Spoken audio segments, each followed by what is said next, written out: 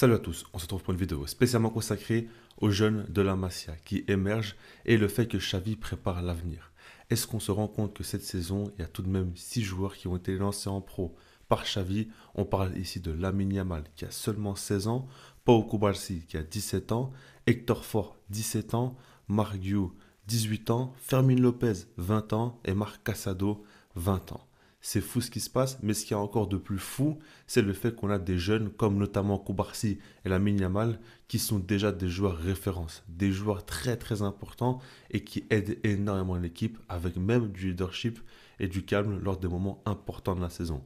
Donc on va essayer de comprendre ce qui se passe, comment Xavi a su s'y prendre et on va commencer dès maintenant en parlant de quelque chose qui est, on va dire, normalement naturel au Barça. Le système qui a été mis en place. Le fait que les jeunes de la Masia jouent déjà comme l'équipe première. Parce que comme vous le savez, le Barça est un club qui a une très forte idéologie de jeu et ils vont donc s'appuyer là-dessus pour la Masia. Ça, c'est un principe qui a été fondé déjà depuis bien longtemps. Donc, on fait jouer les jeunes comme ils jouent dans l'équipe première. Et à ce niveau-là, ça a toujours été une grande réussite, notamment avec la PEP Team, où on a vu l'émergence d'énormément de joueurs qui sont devenus des légendes du club.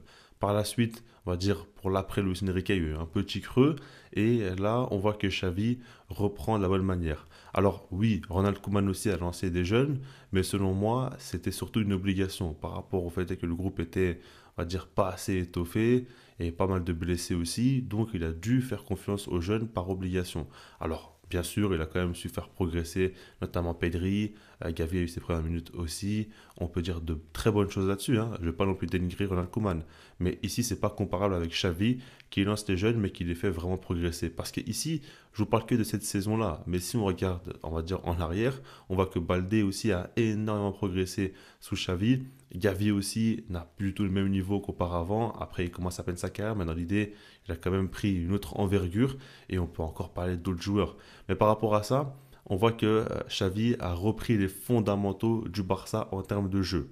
Donc évidemment que quand tu reviens à ton idée de base de jeu, bah, les jeunes de la Masia, eux, bah, ils sont totalement gagnants. Parce que c'est ce qu'ils ont toujours connu, c'est ce qu'ils ont toujours étudié et travaillé à la Masia. Et c'est pour ça qu'aujourd'hui, on voit beaucoup de jeunes rentrer en équipe première et tout de suite s'acclimater. Et on a l'impression que c'est des anciens. Parce qu'en soi, c'est le style de jeu qu'ils connaissent et qui leur colle à la peau.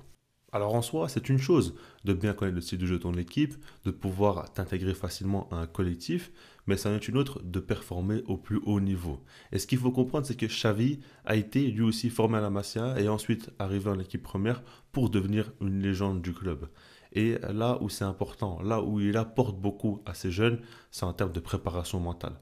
Parce que les jeunes du Barça, ils ont, on va dire, besoin d'avoir confiance en eux. Ils ont des qualités, ils ont, on va dire, ce jeu qui est imprégné en eux, mais il leur faut tout simplement un mental encore plus solide, une confiance en soi pour pouvoir assurer et avoir le même rendement chez les jeunes qu'en catégorie supérieure.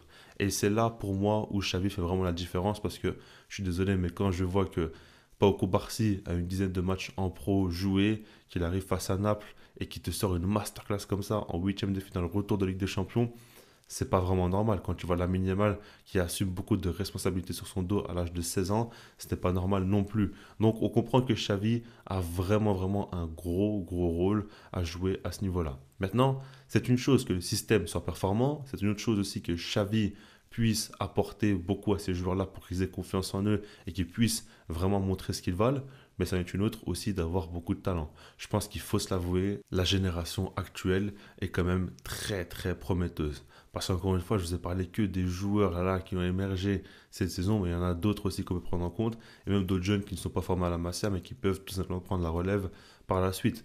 Et ce talent-là bah, fait la différence, et ça facilite les choses. Quand je regarde un joueur comme Fermin Lopez, pour moi, c'est un très bon joueur, un très bon profil, très intéressant, mais pour moi, ce n'est pas le joueur le plus talentueux. C'est surtout un joueur vraiment qui a un profil ultra intéressant, qui est très combatif, qui peut marquer des buts, qui peut faire de très belles choses, mais par séquence, parce que c'est pas un joueur non plus très régulier. Techniquement, on le voit des fois faire des erreurs au niveau des contrôles, des passes, prise de décision, etc. Mais quand je regarde un joueur comme Pau Cubarsí, par exemple, là, pour moi, c'est un joueur hors norme. C'est un joueur qui vraiment a un talent qui est assez dingue parce que c'est pas normal d'apporter autant à ton équipe à la relance, pas normal d'avoir une telle lecture de jeu dès ton début de carrière et d'être si agressif aussi d'avoir tout ça en tout cas. C'est vraiment pas normal. Lamine Yamal, j'en parle même pas. Pour moi, c'est vraiment un talent mais exceptionnel, hein. C'est vraiment fou ce qu'il fait dès son tout début de carrière, alors que c'est déjà un peu trop précoce. Mais lui, ça ne lui pose absolument pas de problème. Donc il y a quand même des joueurs comme ça pour moi qui ont un talent phénoménal. Mais après, il y en a d'autres aussi, comme Hector Ford, qui n'est pas non plus, selon moi, un grand talent. C'est un joueur qui peut vraiment avoir une belle carrière, mais pas non plus un immense talent. Mais c'est surtout un joueur qui est déjà prêt physiquement. Et là aussi, il y a un truc qu'on peut prendre en compte, c'est qu'à la Masia, maintenant, on voit que beaucoup de joueurs arrivent quand même à un physique très intéressant par rapport à avant où c'était pas trop le cas. Mais voilà, Hector fort, donc comme je l'ai dit, physiquement, déjà c'est impressionnant. Il peut répéter les courses à haute intensité, les duels aussi, il est déjà présent. Mais puis c'est un joueur quand même assez intelligent. C'est un joueur qui sait ce qu'il vaut, qui connaît ses qualités, connaît ses défauts et qui va pas faire plus que ce qu'il devrait. Et c'est aussi une certaine forme d'intelligence. Donc par rapport à tout ça, on voit qu'il y a un mix. Il y a quand même beaucoup de talent. Il y a aussi donc le travail de Xavi qui a été fait en amont, comment les intégrer.